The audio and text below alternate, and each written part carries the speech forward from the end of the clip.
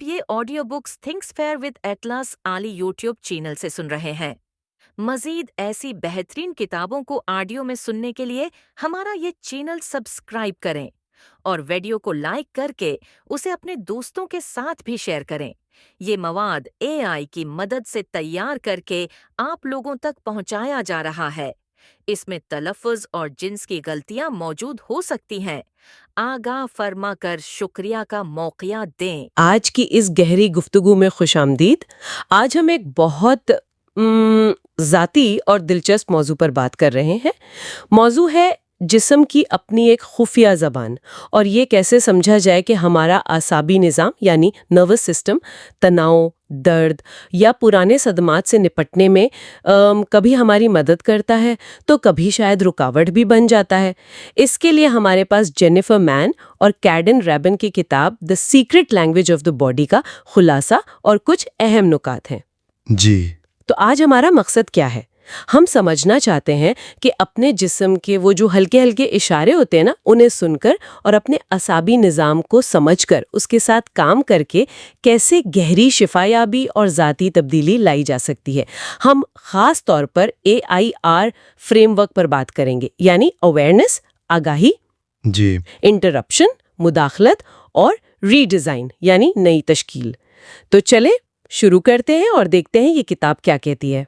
जी हाँ, ये वाकई एक बहुत अहम मौजू है। किताब का आप समझें बुनियादी ख्याल यही है कि हमारा जिस्म मुसलसल हमसे बात कर रहा है। मसला ये है कि हम अक्सर उसकी सरगोशियों को, मतलब उसकी हल्की आवाज़ों को नज़रअंदाज कर देते हैं। किताब में एक बहुत अच्छी बात लिखी है कि जब हम सरगोशियों का मतलब नहीं समझते तो जिस्म चीखना शुरू कर देता है। ओह, ये तो गहरी बात है। बिल्कुल। तो अपने आसाबी निज़ाम के काम करने के तरीके को समझना, ये शिफायाबी की तरफ पहला बुनियादी कदम है। ये सिर्फ वो जिस्म में फैली तारें नहीं हैं, बल्कि एक बहुत ही ज़हीन निज़ाम है जो हर लम्हा मालूमात इकट्ठी कर रहा है, उसे प्रोसेस कर रहा है और याद भी रख रहा है। तो फिर सवाल ये है कि जिस्म की इस ज़बान को समझें कैसे?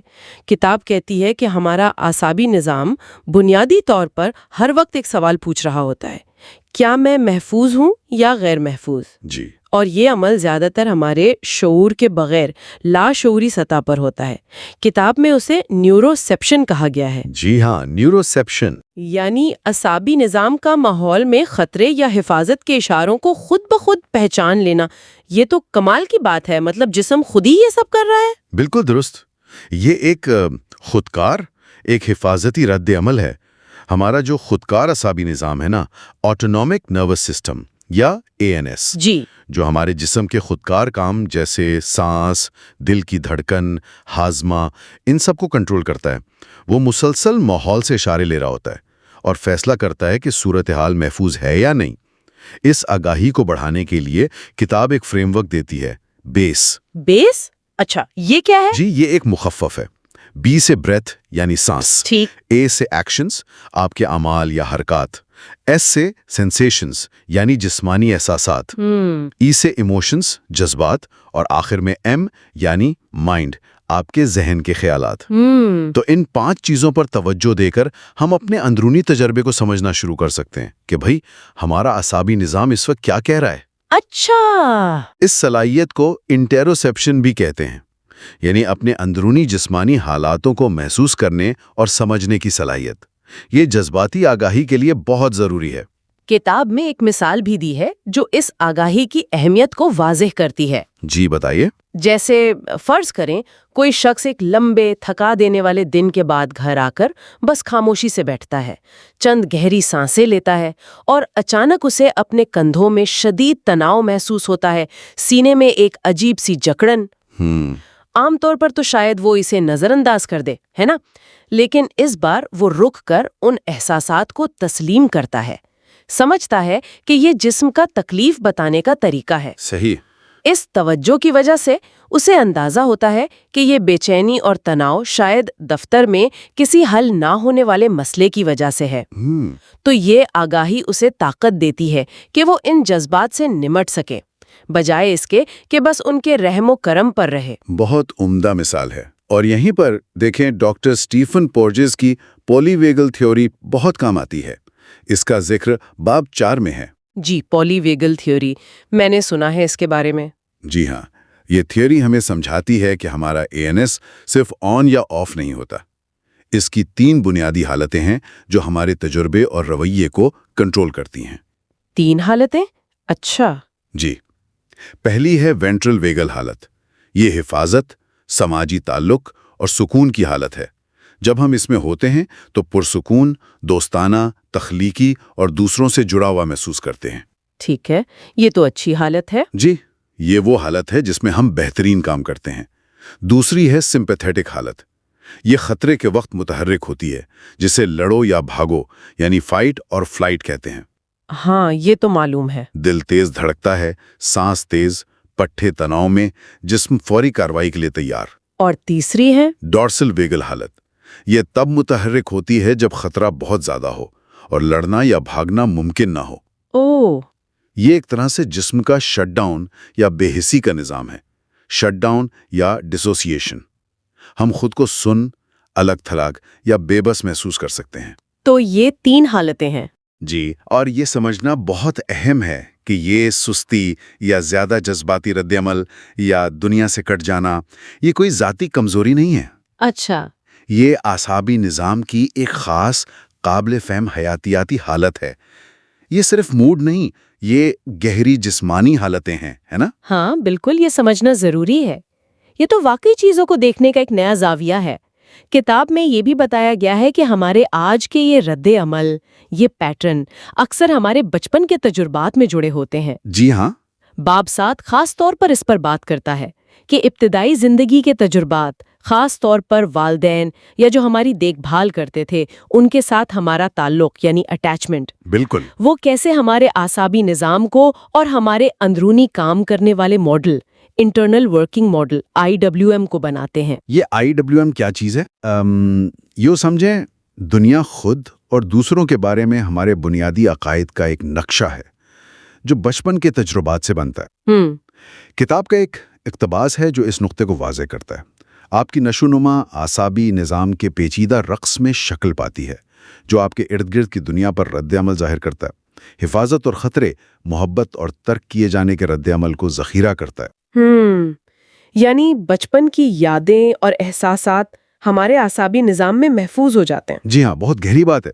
جب بچپن میں ہماری جذباتی ضروریات جیسے محفوظ محسوس کرنا، سمجھے جانا، پیار ملنا، جب یہ پوری نہیں ہوتی تو یہ بالغ عمری میں اعصابی نظام کی بے ترتیبی یعنی ڈس ریگولیشن کا باعث بن سکتی ہیں۔ اوہ، اچھا۔ اور اس کے نتیجے میں ہم غیر مددگار طریقے اپنا سکتے ہیں جذبات سے نمٹنے کے لیے۔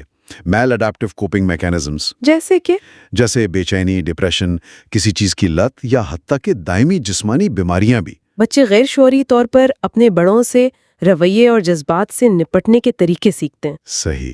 اگر بڑے خود جذباتی طور پر دستیاب نہ ہوں تو بچے اپنے جذبات کو دبانا یا ان سے نمٹنے کے غیر صحت مند طریقے سیکھ سکتے ہیں جو پھر زندگی بھر ساتھ چلتے ہیں۔ البتہ باب 7 میں یہ بھی واضح کیا گیا ہے کہ اگرچہ ابتدائی تجربات بہت اہم ہیں لیکن صرف وہی سب کچھ نہیں۔ اچھا۔ ہماری جذباتی صحت پر جینیات، ماحول اور زندگی کے دیگر تجربات یہ سب بھی اثر انداز ہوتے ہیں۔ تو اگر ہماری جڑیں اتنی گہری ہیں تو ان پرانے شاید تکلیف دہ نمونوں کو سمجھا کیسے جائے اور ان سے آزاد کیسے ہوا جائے؟ یہی کتاب ایک تصور پیش کرتی ہے، مشاہدہ کرنے والا نفس، آبزرونگ سیلف، یا شاید شعور، وٹنس کانشسنس۔ باب 3 میں اس پر بات ہوئی ہے۔ یہ مجھے بہت دلچسپ لگا۔ جی، یہ بہت اہم تصور ہے۔ کیا آپ اس پر تھوڑی روشنی ڈالیں گے؟ ضرور۔ مشاہدہ کرنے والا نفس یہ ہمارے شعور کا وہ حصہ ہے جو ہمارے خیالات، احساسات، جسمانی سنسنیوں اور رویوں کو بغیر کسی فیصلے کے غیر جانبداری سے دیکھ سکتا ہے۔ یعنی جیسے کوئی باہر سے دیکھ رہا ہو۔ بالکل، یہ وہ آپ ہیں جو اپنے غصے، خوف یا خوشی کو دیکھ رہے ہوتے ہیں، بجائے اس کے کہ آپ مکمل طور پر اس جذبے میں ڈوب جائیں یا اس سے اپنی شناخت جوڑ لیں۔ کتاب کہتی ہے، ذہن کے بقا کے موڑ کو حقیقی طور پر ٹھیک کرنے اور دوبارہ ترتیب دینے کے لیے مشاہدہ کرنے والے نفس تک رسائی بنیادی حیثیت رکھتی ہے۔ یہ صلاحیت ہمیں اپنے تجربات سے ایک قدم پیچھے ہٹ کر انہیں ایک وسیع تر تناظر میں دیکھنے کا موقع دیتی ہے۔ کیا اس تصور کی کوئی سائنسی بنیاد بھی ہے یا یہ صرف ایک فلسفیانہ خیال ہے؟ نہیں، یہ بہت اچھا سوال ہے۔ در حقیقت اعصابی سائنس یعنی نیورو سائنس اس تصور کی حمایت کرتی ہے۔ اچھا، کیسے؟ ایسی مشقیں جو مشاہدہ کرنے والے نفس کو مضبوط کرتی ہیں، جیسے مائنڈفلنس یا مراقبہ، وہ دماغ کے ایک خاص حصے میڈیل پری فرنٹل کورٹیکس MPFC کے کام کو بہتر بناتی ہیں۔ اچھا، MPFC۔ جی، یہ دماغ کا وہ حصہ ہے جو خود آگاہی، جذبات کو منظم کرنے اور ہمدردی جیسی صلاحیتوں میں اہم کردار ادا کرتا ہے۔ اور دلچسپ بات یہ ہے کہ MPFC دماغ کے خوف کے مرکز ایمگڈیلا کے رد عمل کو پرسکون کرنے میں بھی مدد دیتا ہے۔ واو! تو جب ہم اپنے تجربات کو مشاہدہ کرنے والے نفس کے نقطہ نظر سے دیکھتے ہیں تو ہم دراصل اپنے دماغ کی وائرنگ کو استعمال کر رہے ہوتے ہیں تاکہ جذباتی رد عمل کو کم کیا جا سکے اور زیادہ پرسکون، عقلی اور ہمدردانہ رویہ اپنایا جا سکے۔ تو یہ صرف محسوس کرنے کی بات نہیں، دماغ میں واقعی تبدیلی آ رہی ہوتی ہے۔ بالکل، یہ ہمیں اپنے تجربات میں الجھنے کے بجائے ان سے سیکھنے کا موقع فراہم کرتا ہے۔ ٹھیک ہے، یہ تو بہت واضح ہو گیا۔ تو پہلا قدم آگاہی ہے، جسم کیا کہہ رہا ہے، اس کی جڑیں کہاں ہو سکتی ہیں، اور پھر اس آگاہی کو مشاہدہ کرنے والے نفس کے ذریعے دیکھنا۔ جی، عمل بہت مضبوط ہو تو سوال یہ ہے کہ اس آگاہی کو استعمال کرتے ہوئے ان غیر مددگار خودکار رد عملوں کے چکر کو توڑا کیسے جائے۔ یہیں AIR فریم ورک کا دوسرا حصہ مداخلت یعنی انٹرپشن سامنے آتا ہے نا؟ باب 2 اور 5 میں اس پر بات ہے۔ آپ نے بالکل صحیح سمت میں بات کو آگے بڑھایا۔ مداخلت کا مطلب ہے کہ جب آپ یہ پہچان لیں کہ آپ کا اعصابی نظام غیر ضروری طور پر خطرے، سمپیتھیٹک یا شٹ ڈاؤن، ڈورسل ویگل کی حالت میں جا رہا ہے، تو آپ شعوری طور پر اس عمل میں خلل ڈالیں، اسے روکیں۔ کتاب ایک بہت طاقتور جملہ استعمال کرتی ہے جو اس خیال کا نچوڑ ہے، اب وہ وقت نہیں ہے۔ Now is not then۔ اب وہ وقت نہیں ہے۔ جی، اس کا مطلب یہ ہے کہ آپ اپنے آپ کو یاد دلائیں کہ موجودہ صورتحال، چاہے وہ ماضی کے کسی تکلیف دہ تجربے کی یاد دلاتی ہو، در حقیقت ماضی نہیں ہے۔ صحیح۔ آپ اب محفوظ ہیں، آپ کے پاس اب زیادہ وسائل ہیں، زیادہ انتخاب ہیں۔ یہ چھوٹی سی یاد دہانی بھی رد عمل کے چکر کو توڑنے میں کافی مددگار ثابت ہو سکتی ہے۔ یہ اب وہ وقت نہیں ہے کا تصور واقعی طاقتور ہے، لیکن کیا کتاب کچھ عملی طریقے بھی بتاتی ہے جن سے ہم فوری طور پر اپنے اعصابی نظام کو پرسکون کر سکیں، مطلب اسی لمحے میں؟ جی ہاں، بالکل۔ باب 5 میں اعصابی نظام میں ترمیم کرنے والے طریقے یعنی نروس سسٹم موڈیفائرز NSMs متعارف کرائے گئے ہیں۔ NSMs؟ جی، یہ آسان عملی تکنیک ہیں جنہیں آپ کہیں بھی کسی بھی وقت استعمال کر سکتے ہیں تاکہ اپنے آپ کو بے ترتیبی، ڈس ریگولیشن کی حالت سے نکال کر واپس حفاظت اور سکون، وینٹرل ویگل کی حالت میں لا سکیں۔ اچھا، یہ تو بہت مفید ہے۔ ان تمام تکنیکوں کا بنیادی مقصد ویگس نرو کو متحرک کرنا ہے۔ یہ ہمارے جسم کے پرسکون ہونے والے نظام پیراسمپیتھیٹک نروس سسٹم کا ایک اہم حصہ ہے۔ ٹھیک، تو کیا مثالیں ہیں ان NSMs کی؟ کتاب میں کئی مثالیں ہیں، جیسے گہری، آہستہ اور ردمک سانس لینے کی مشقیں، خاص طور پر سانس باہر نکالنے پر توجہ دینا۔ سانس کی مشقیں، ٹھیک ہے؟ جی، جسمانی حرکات جیسے ہلنا یا زمین پر پاؤں پٹکنا تاکہ جسم میں جمع شدہ تناؤ یا توانائی خارج ہو۔ ہلنا یا پاؤں پٹکنا، یہ دلچسپ ہے۔ جی، یہ توانائی کو باہر نکالنے میں مدد دیتا ہے۔ پھر آواز نکالنا، خاص طور پر گہری، گونجتی ہوئی آوازیں جیسے وو کی آواز نکالنا، یہ سینے میں ویگس نرو کو متحرک کرتی ہے۔ وہ کی آواز۔ جی، اور اپنے 5 حواس 5 سینسز کا استعمال کر کے خود کو موجودہ لمحے میں لانا۔ ہاں، وہ 5 4 3 2 1 والی ٹیکنیک۔ بالکل، 5 چیزیں دیکھنا، 4 سننا، 3 چھونا، 2 سونگھنا، 1 چکھنا۔ ان مشقوں کا مقصد وقت کے ساتھ ساتھ ویگل ٹون کو بہتر بنانا ہے۔ ویگل ٹون؟ جی، یہ اعصابی نظام کی لچک کا ایک پیمانہ ہے۔ جتنا بہتر ویگل ٹون ہوگا، اتنا ہی ہم تناؤ سے بہتر نمٹ سکیں گے اور جلدی پرسکون حالت میں واپس آ سکیں گے۔ باب 2 میں بھی ایک ملتی جلتی لیکن اہم تکنیک کا ذکر ہے کہ منفی سوچوں کے چکر میں پھنسنے کے بجائے اپنی توجہ جسمانی احساسات پر مرکوز کرنا۔ جی ہاں، یہ بھی بہت اہم ہے۔ مثال کے طور پر اگر کوئی شخص پریشان کن خیالات میں گھرا ہوا ہے تو وہ چند لمحوں کے لیے آنکھیں بند کر کے اپنی سانس پر پوری توجہ دے، گہری سانس اندر لیتے ہوئے پھیپھڑوں میں ہوا بھرنے کا احساس محسوس کرے اور سانس باہر نکالتے ہوئے تصور کرے کہ تناؤ جسم سے نکل رہا ہے۔ بالکل۔ یہ سادہ سی مشق توجہ کو دماغ کی کہانیوں سے ہٹا کر براہ راست جسمانی تجربے پر لے آتی ہے، جس سے فوری سکون ملتا ہے اور انسان خود کو زیادہ حاضر اور موجود محسوس کرتا ہے نا؟ یقیناً یہ دماغ کو حال میں لانے کا ایک مؤثر طریقہ ہے۔ ٹھیک ہے، آگاہی حاصل ہو گئی، مداخلت کرنا سیکھ لیا، اب آتا ہے AIR فریم ورک کا آخری اور شاید سب سے زیادہ امید افزا حصہ، ری ڈیزائن۔ جی، ری ڈیزائن۔ باب 6 اور 9 میں اس پر بات ہے۔ اس کا مطلب ہے اپنے جسم میں واقعی گھر جیسا محفوظ، آرام دہ اور زندہ محسوس کرنا۔ یہ سننے میں تو بہت اچھا لگتا ہے، لیکن کیا یہ واقعی ممکن ہے، خاص طور پر اگر پرانے پیٹرن بہت مضبوط ہوں؟ یہ ایک بہت اہم سوال ہے اور نئی تشکیل کا عمل آسان نہیں ہوتا۔ کتاب اس کی وجہ بھی بتاتی ہے۔ کیا وجہ ہے؟ ہمارا دماغ واقفیت کے اصول، فیملیئرٹی پرنسپل پر کام کرتا ہے، یعنی وہ جانی پہچانی چیزوں کو ترجیح دیتا ہے، چاہے وہ تکلیف دہ ہی کیوں نہ ہوں۔ اچھا، واقفیت تکلیف سے بہتر ہے؟ کبھی کبھی دماغ کے لیے ایسا ہی ہوتا ہے۔ اسی طرح منفی تعصب، نیگیٹیوٹی باعث کی وجہ سے ہمارا دماغ منفی تجربات پر زیادہ توجہ دیتا ہے اور انہیں یاد رکھتا ہے۔ اس لیے دماغ اکثر جانی پہچانی تکلیف کو نامعلوم سکون یا خوشی پر ترجیح دے سکتا ہے۔ نئی تشکیل کا مطلب ہے شعوری طور پر ان پرانے غیر مددگار نمونوں کو چیلنج کرنا اور اپنے اعصابی نظام کو حفاظت، تعلق اور خوشی کے نئے تجربات سے روشناس کرانا۔ اس نئی تشکیل کے عمل میں کتاب اندرونی بچپن، انر چائلڈ کے ساتھ کام کرنے پر بہت زور دیتی ہے۔ باب 8 اور 9 میں یہ تصور تو اکثر سننے میں آتا ہے، لیکن کیا یہ صرف ایک خیالی بات ہے یا اس کا کوئی عملی پہلو بھی ہے؟ نہیں، یہ صرف خیالی بات نہیں۔